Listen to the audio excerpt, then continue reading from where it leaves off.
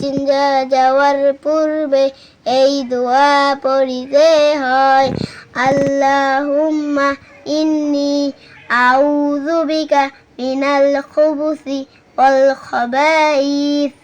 ঘুমের সময় এই দোয়া পড়িতে হয়, আল্লাহুম্মা বিসমিকা আমুতু ওয়া আহইয়া।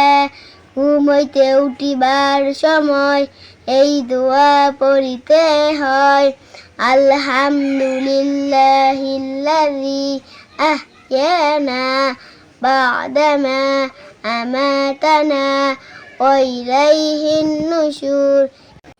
11 নম্বর হাদিস শরীফ, আল মুসলিমু মান সালিমাল মুসলিমুনা বিল লিসানিহি ওয়া ইয়াদিহি।